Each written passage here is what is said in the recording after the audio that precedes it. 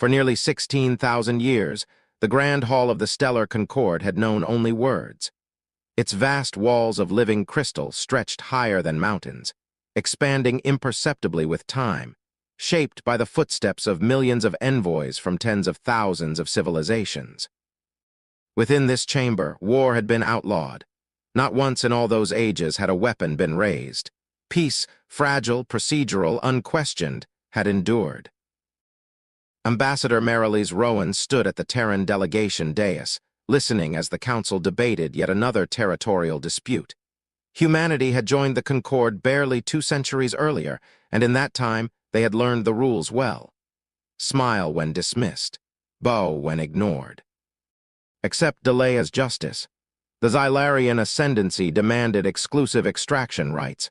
Minor civilizations objected. The council would argue for weeks, then decide nothing of consequence. This was the process. This was peace. During a recess, Marilis reviewed her private transmissions. One message froze her breath. It came from a frontier colony. The words were fragmented, frantic. Crithari warships had arrived without warning. They had surrounded a school during morning assembly. Every child between 5 and 12 had been taken. 847 children gone in minutes. Marilis read the message again, then again. Her hands did not shake. Decades of diplomacy had taught her how to lock emotion away, but something deep inside her, something older than treaties, stirred awake. She forwarded the report to Earth with a single word. Guidance. The reply came 11 minutes later. We are inbound. The council reconvened. The Crithari envoy, Zorval, stood tall and radiant, scales shimmering as he spoke of lawful claims and jurisdictional authority. When he finished, Marilis requested the floor. The chamber reacted with mild surprise. Humans rarely spoke here. 3 hours ago, she said calmly, Crithari vessels assaulted a human colony. They did not claim territory. They did not demand resources. They came for our children. A murmur rippled through the hall. 847 children were seized from a school and transported into Crithari space. Zorval rose smoothly. He did not deny it.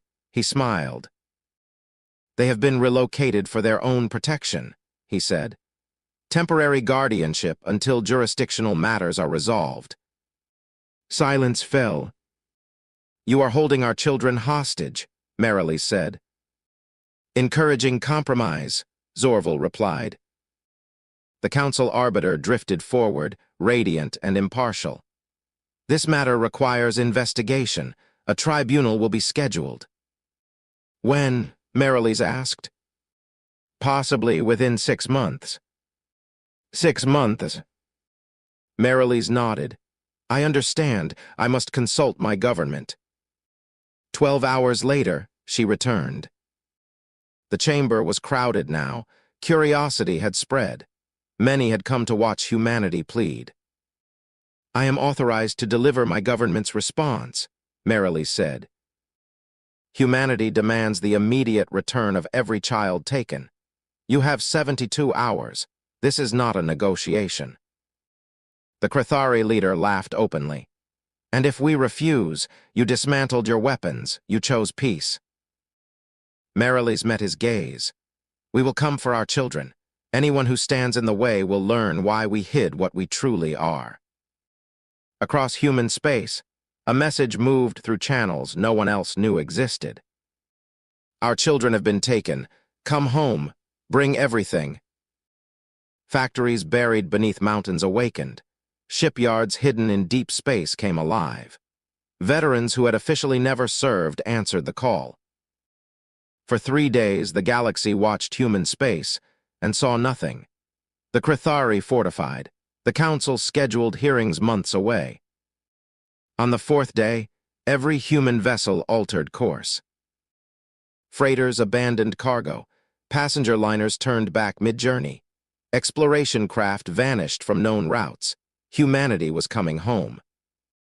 Then the border sealed. Not with fleets, but with an energy barrier stretching across human space, impenetrable, impossible. Observers panicked. Humanity should not have been capable of this. And then the disturbance came. Space itself tore open. From that wound emerged thousands of warships, colossal, silent, perfectly aligned.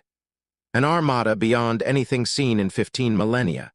At its center sailed a vessel larger than cities, its hull darker than the void, bearing a single name. Children of Earth. Grand Marshal Elias Corvin addressed the galaxy. You took our young.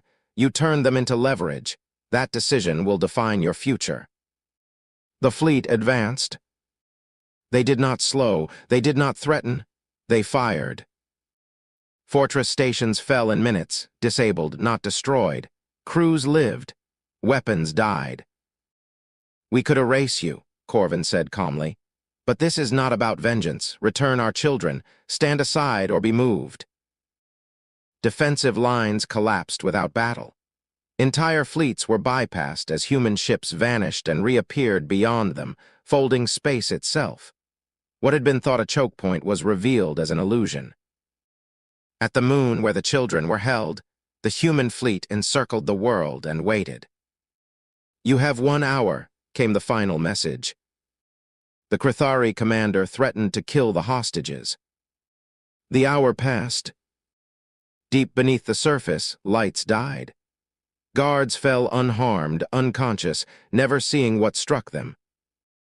A human operative stepped from the shadows, counted carefully, and spoke into her comm. All accounted for, 847, no injuries. The cell doors opened. My name is Captain Alara Vance, she said gently, removing her helmet. Your families sent us. Are you ready to go home?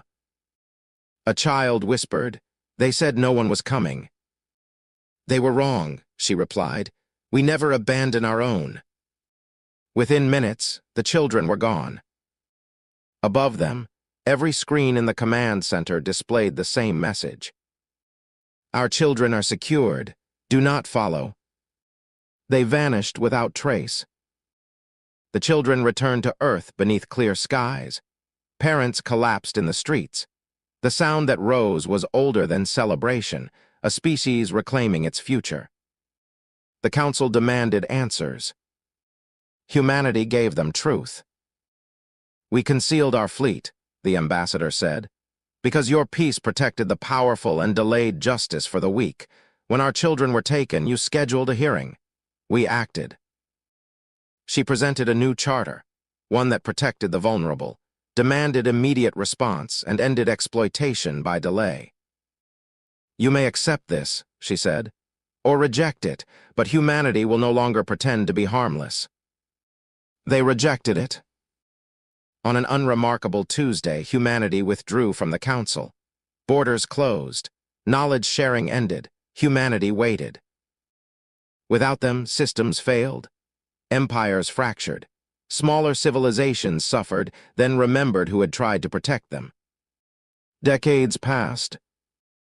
At last, a new assembly formed, built on the principles humanity had once offered. They came humbly, asking for humanity's return. An old woman tended her garden and listened. Tell them this, she said softly. Humanity is watching. When the time is right, we will return, not as conquerors, but as partners. The galaxy had learned something essential. Peace without justice is not peace. And some lines, once crossed, can never be uncrossed again.